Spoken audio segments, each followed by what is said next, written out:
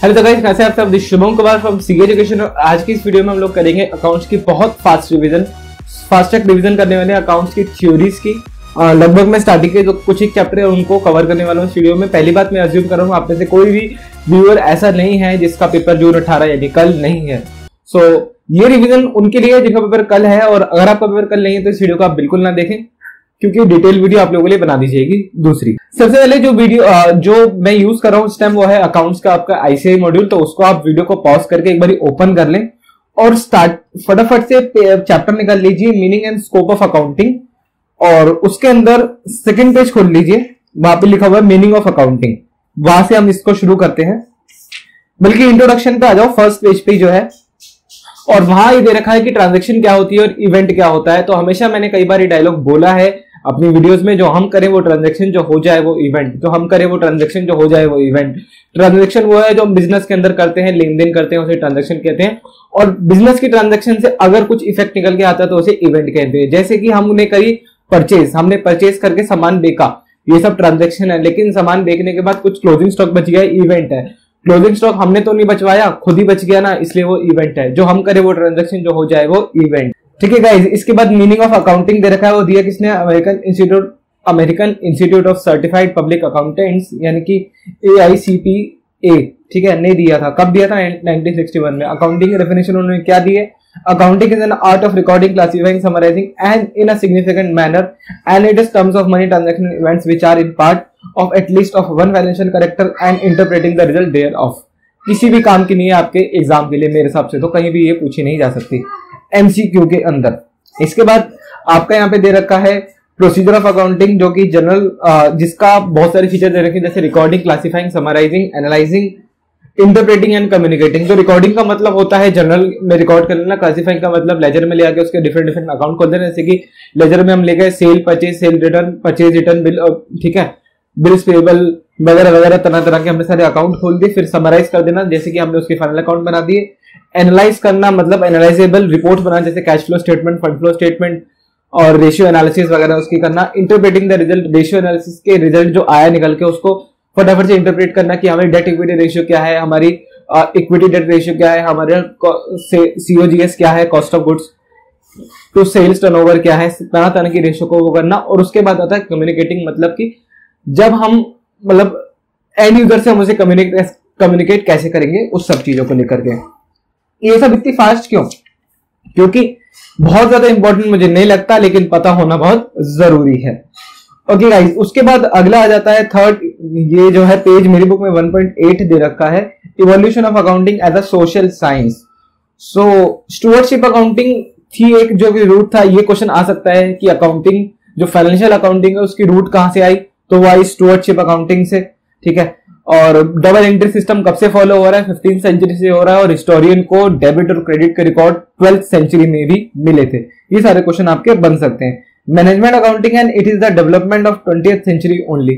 मेरे बुक में सारा हाईलाइटेड पोर्शन है, तो जो मैं बोल रहा हूं उसको फटाफट दुख के या तो वीडियो को पॉज करके कहीं ना कहीं कैसे भी आप इस चीज को हाईलाइट करते चले जाइए। उसके बाद आ जाता है आपका बुक कीपिंग और अकाउंटिंग के अंदर डिफरेंस, वो लोग आप एक बार खुद देख लेंगे। फिर फाइनेंशियल अकाउंटिंग क्या होती है, मैनेजमेंट अकाउंटिंग क्या होती है, ये सब इतना कोई खास इंपॉर्टेंट नहीं है।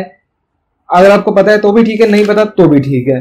फिर इस पॉइंट के ऊपर क्वेश्चन पूछा है इसे, यानी कि एक्सटर्नल यूजर कौन होते हैं और इंटरनल यूजर कौन होते हैं। जो फर्म के अंदर के लोग होते हैं वो होते हैं इंटरनल, जो फर्म के बाहर होते हैं वो होते हैं एक्सटर्नल। फर्म के अंदर कौन? मैनेजमेंट, फर्म का, फर्म के एम्प्लॉइज, और कुछ भी ऑडिटर अगर इंटरनल ऑडिटर है तो ठीक है। वैसे तो ये बात IPCC में आपको क्लियर होगी, लेकिन अभी ये समझ लो। ठीक है, लेंडर्स वो होते हैं जो कंपनी को पैसा देते हैं, मतलब हमारे क्रेडिटर्स। ठीक है, वो एक्सटर्नल है। ठीक है, कस्टमर एक्सटर्नल है, गवर्नमेंट एजेंसी एक्सटर्नल है, पब्लिक तो एक्सटर्नल है ही, सप्लायर्स और ट्रेड पीपल्स एक्सटर्नल है, इन्वेस्टर इंटरनल है। उसके बाद रिलेशनशिप दे रखा है अकाउंटिंग के साथ, वो इतना इंपॉर्टेंट नहीं है, उसको आप छोड़ सकते हो। लिमिटेशन ऑफ अकाउंटिंग वगैरह अगर पहले कभी पढ़े हैं तो ठीक है, आप पढ़ने की जरूरत इसको नहीं है। इसके बाद कुछ क्वेश्चन दे रखे हैं, सेल्फ एग्जामिनेशन क्वेश्चन है, जैसे कि which of the following is not a सब फील्ड ऑफ अकाउंटिंग, तो बुक कीपिंग सब फील्ड ऑफ अकाउंटिंग नहीं है। इस तरह की चीजें यहाँ पे दे रखी हैं। इसके बाद अगला आ जाता है आपका अकाउंटिंग प्रिंसिपल और कॉन्सेप्ट्स का चैप्टर। सबसे पहले आ जाता है यहाँ पे एंटिटी कंसेप्ट। एंटिटी कंसेप्ट क्या कहता है आपसे? वो कहता है कि आप बिजनेस को अलग और जो उसका ओनर है उसको अलग अलग ट्रीट करेंगे। इससे बेसिकली होगा क्या? इससे जो फाइनेंशियल स्टेटमेंट है वो ठीक बनेगी, जो प्रॉफिट एंड लॉस स्टेटमेंट है वो ट्रू और फेयर रहेंगी, दोनों को अलग अलग करने से। दोनों इससे होगा क्या कि जो बिजनेस ओनर के पर्सनल एक्सपेंस हैं वो बिजनेस के एक्सपेंस के साथ मीट नहीं होंगे, और जब वो उसमें डेबिट नहीं होंगे तो बिजनेस का प्रॉफिट जो है वो कम अपने आप से नहीं होगा, और वाइस वर्सा भी। ठीक है, इसके बाद अगला कॉन्सेप्ट आ जाता है, वो है मनी मेजरमेंट कॉन्सेप्ट। अगला बुक के सब चल रहे हैं बिल्कुल। तो मनी मेजरमेंट कॉन्सेप्ट क्या कहता है कि आपकी बुक्स ऑफ अकाउंट जिस जगह पे बन रही हैं उसी करेंसी में बनाएंगी, इररिस्पेक्टिव टू द ट्रांजैक्शन आपने किसी भी और करेंसी में करी हो। अर्थात मैं इंडिया में रहता हूं, मेरी पूरी फर्म इंडिया में है, लेकिन मेरी कुछ इंटरनेशनल ट्रांजैक्शन है जो कि यूएस डॉलर्स के अंदर हुई हैं। सो मनी मेजरमेंट कॉन्सेप्ट मुझसे ये कहता है कि आप लोग अपनी बुक्स के अंदर वो यूएसडी डॉलर के अंदर जो ट्रांजैक्शन हुई है उनको आईएनआर में कन्वर्ट करके लिखेंगे, यूएसडी डॉलर में उनकी एंट्री आप नहीं कर सकते। ठीक है, तीसरा आ जाता है पीरियोडिसिटी कॉन्सेप्ट। पीरियोडिसिटी कॉन्सेप्ट ये कहता है कि मान लो अगर 15 साल या 20 साल की आपकी फर्म है, तो ये नहीं है कि 15 साल खत्म होने के बाद आप बैलेंस शीट बनाओगे, आप उसे हर एक साल के टुकड़ों में या उससे कम जो भी आपको ठीक लगे उसमें आप तोड़ दोगे और हर एक साल की फाइनेंशियल स्टेटमेंट अलग अलग बनाओगे। इससे कंपैरिजन काफी इजी हो जाता है। अक्रूवल कॉन्सेप्ट क्या कहता है कि जिस साल के खर्चे उन्हें उसी साल से मिलाओ। मतलब अगर कोई एक्सपेंस इस साल का है तो उसे इसी साल के रेवेन्यू से डेबिट करो। आप ऐसा नहीं कर सकते कि इस साल का रेवेन्यू पिछले साल के उससे डेबिट हो रहा है या इस साल का एक्सपेंस अगले साल के रेवेन्यू से डेबिट हो रहा है। ठीक है गाइस, जैसे कि आउटस्टैंडिंग सैलरी, अगर आपने किसी को सैलरी पे नहीं करी तो आउटस्टैंडिंग सैलरी इस साल दिखाओ, फॉर एग्जाम्पल जो भी है। ठीक है, कैश बेसिस अकाउंटिंग इसका बिल्कुल उल्टा चलती है। वो कहती है अगर इस साल का आउटस्टैंडिंग है तो उसे अगले साल दिखाना, इस साल दिखाने की जरूरत नहीं है। आउटस्टैंडिंग और प्रीपेड नाम की ये दो बलाएं इस अक्रूवल कॉन्सेप्ट की वजह से जन्मी है। ठीक है, मैचिंग कॉन्सेप्ट।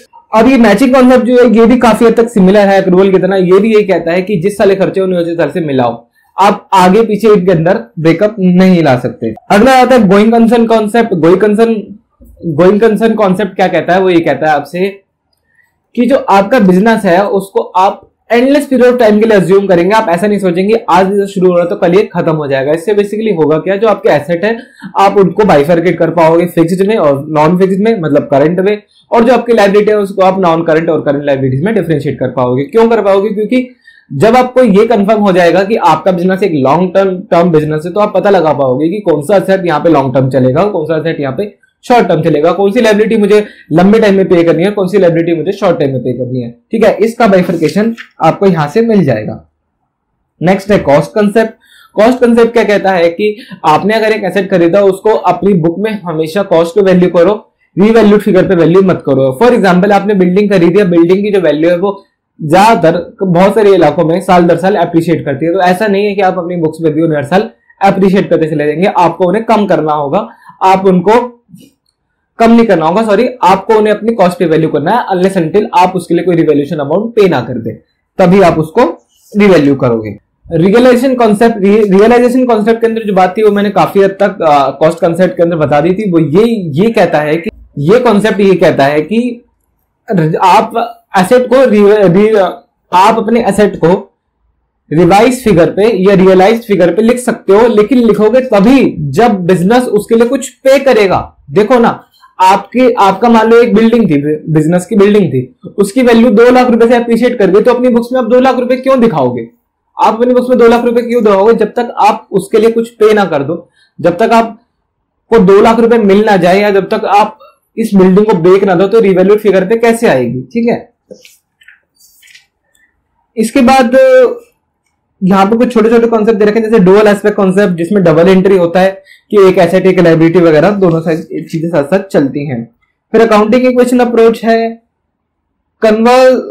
कंजर्वेटिव वो प्रिंसिपल क्या कहता है कि आप हर एंटीसिपेट लॉस को तो लिखोगे, मतलब जो अगर आपको लगता है कि लॉस होने वाला है नियर फ्यूचर के अंदर, तो आप उसको तो अपनी उसमें लिखो, बुक्स में लिखो, लेकिन एंटीसिपेटेड प्रॉफिट को अपनी बुक्स में नहीं लिखोगे। ठीक है, मतलब जो बैड डेब्ट वगैरह है वो इसलिए बनाई जाती है। अगर हमने किसी को कुछ पैसा दिया, एज अ डेटर हमने कुछ क्रिएट करे मार्केट में अपने, और हमें लगता है कि 2-4% डेटर ऐसे निकलेंगे जो हमारा पैसा खा जाएंगे, तो हम क्या करेंगे, प्रोविजन फॉर डाउटफुल डेब्ट नाम का एक प्रोविजन अपनी बुक्स में दिखाएंगे।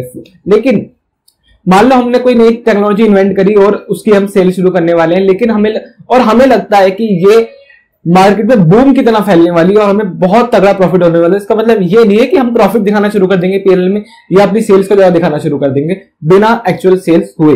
फिर गाइस इसके अंदर दे रखा है आपके कंसिस्टेंसी। मैंने आपको बता दिया कंसिस्टेंसी क्या होती है कि ईयर दर ईयर, मतलब साल दर साल आपको सेम कॉन्सेप्ट फॉलो करना है, आपको डिफरेंट कॉन्सेप्ट फॉलो नहीं करना। फॉर एग्जांपल अगर आपने अपनी वैल्यूएशन ऑफ इन्वेंटरी के लिए लीफो मेथड लगाया तो आप हर साल लीफो लगाओ। अगर मशीनरी पे डेप्रिसिएशन एसएलएम से लगा रहे हो तो हर साल एसएलएम लगाओ। ये नहीं कि आप एक साल लीफो दूसरे साल फीफो लगा रहे हो, एक साल एसएलएम दूसरे साल डब्ल्यूटीवी लगा रहे हो। अनलेस अनटिल आप इसको चेंज कर सकते हो, लेकिन कुछ कंडीशन है, वो ये कि ट्रू और फेयर फाइनेंशियल पोजीशन निकल कर आए।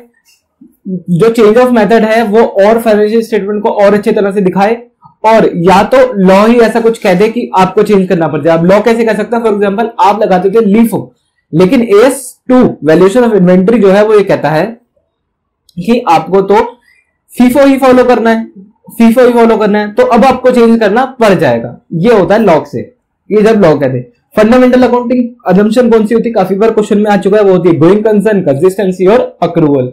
कौन सी, गोइंग कंसर्न, कंसिस्टेंसी और अक्रूवल। इन्हें अजम्पशन क्यों कहा गया है, क्योंकि इनके बिना बिजनेस नहीं हो सकता। नहीं, इनके बिना बिजनेस हो सकता है, इसलिए इनको अजम्पशन कहा गया है। ठीक है, लोग ऐसे भी हो सकते हैं जो इनके बिना बिजनेस कर लें। इसके बाद ये चैप्टर यहां खत्म हो जाता है। और गाइस एक बार AS की रिवीजन करवा दूं। AS1 disclosure of accounting policy, AS2 valuation of inventory, AS3 cash flow statement, AS6 accounting for depreciation, AS10 property plant equipment, AS9 revenue recognition, AS26 accounting for fixed assets, और AS मैंने और कौन से बताए थे आपको, AS13 बताया था accounting for investment, AS14 accounting for amalgamation, not so important, AS19 लीजेस, AS20 earning per share. ये सारी है। वीडियो को चाहे को बार बार देखते रहो तो आपको सारे फॉर्मूले जो है वो याद हो जाएंगे। इसके बाद आती है अकाउंटिंग पॉलिसी, जो कि इस वीडियो में मैं कवर नहीं करने वाला। सो गाइस जबकि इस वाली वीडियो में इतना ही। अगर और थ्योरी की वीडियो चाहिए तो अभी बता दो, बन जाएंगी। और जैसे कि आपको किसी चैप्टर के अंदर प्रॉब्लम है, आपको कंसाइनमेंट की थ्योरी चाहिए, किसी चीज की थ्योरी चाहिए, तो वो भी मैं इसके अंदर बना के अभी कंपाइल कर दूंगा। ओके गाइस, तो आज की इस वीडियो में इतना ही। इस वीडियो को लाइक जरूर कर देना। पिछली वाली वीडियो के अंदर मैंने एक बात देखी थी कि कमेंट की जनसंख्या ज्यादा है और लाइक की कम है, तो उसको बराबर कर दो। और प्लीज जो भी कमेंट करो वीडियो को लाइक तो कर ही दे अगर उसको ये वीडियो पसंद आ रही है। तो गाइस मिलते हैं दूसरी वीडियो में। फटाफट कमेंट करके बताओ अगर आपको और कोई वीडियो चाहिए तो।